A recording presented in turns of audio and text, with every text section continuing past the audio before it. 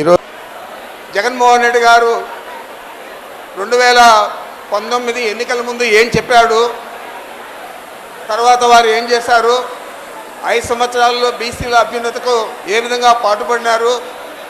ఉదాహరణకు చూస్తే ఈ వేదిక మీద 3 ఎమ్మెల్సీలు ఉంటే 3 కూడా బీసీ వారే ఉన్నారు. మంగమ్మ గారు, రమేష్ యాదవ్ గారు, భరత్ గారు. అదేవిధంగా అనేక మంది బీసీ నాయకులందరినీ కూడా గౌరవప్రదమైన పదవుల్లో నియమించిన ఘనత జగన్మోహన్ రెడ్డి గారిది. మరి బీసీలు మా పార్టీ పట్టుకొమ్మాలని చెప్పాడు చంద్రబాబు నాయుడు ఎన్నికల ముందు, 2024 ఎన్నికల ముందు మరీ గొప్పగా చెప్పారు. ఈరోజు 2 సంవత్సరాల పైన అయింది. ఈ 2 సంవత్సరాల్లో బీసీల గురించి ఆలోచన చేశాడని అడుగుతా ఉన్నాను. మరి ఏ విధంగా బీసీలకు న్యాయం చేశాడని అడుగుతా ఉన్నాను. రాబోయే 3 సంవత్సరాల్లో, ఈ 2 సంవత్సరాల్లో చేయని వాడు 3 సంవత్సరాల్లో చేస్తారా అని మీరు ఆలోచన చేయాలని మీకు మనవి చేస్తూ ఉన్నాను.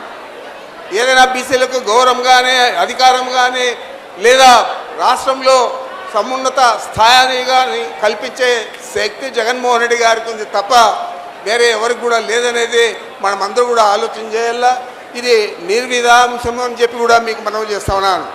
నేను ఒకటే మీ అందరినీ కోరుకుంటా ఉన్నాను, మనం మీకోసం పాటుపడిన జగన్మోహన్ రెడ్డి గారు తిరిగి మళ్ళా అధికారంలోకి రావాలంటే మీరు బాధ్యతాయుతంగా బీసీలందరూ ఏకతాటి మీద జగన్మోహన్ రెడ్డి గారికి అండగా నిలవాలని చెప్పి నేను మిమ్మల్ని అందరినీ కూడా కోరుకుంటా ఉన్నాను. ఏం చేతంటే అనేక రకాల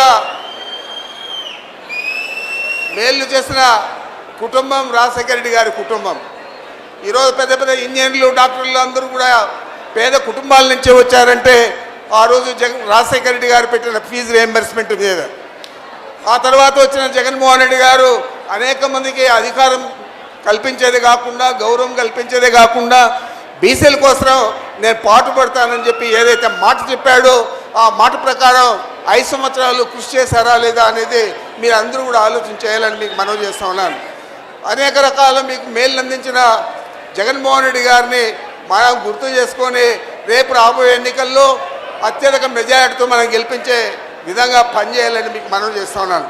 ఇందాక చెప్పాడు అనంత వెంకటరామరెడ్డి గారు ఎన్ని లక్షలు ఖర్చు చేశాడు, దాదాపు 1,70,000 కోట్ల పైన బీసీల కోసం ఖర్చు చేశారని చెప్పారు.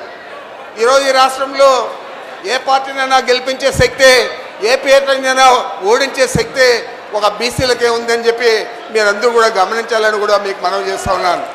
అత్యధికంగా ఈ రాష్ట్రంలో ఉన్న బీసీలు మరి అందరూ కూడా మీకు ఎవరు మేలు చేశారు, గతంలో ఎవరు మేలు చేశారు, రాబోయే రోజుల్లో ఎవరు మేలు చేయబోతారు, ఎవరి మీద మీకు నమ్మకం ఉంది, మరి అలాంటి నాయకుడిని మనం కష్టపడి గెలిపించుకోవాలా లేదా అనేది మీరు ఆలోచన చేయండి.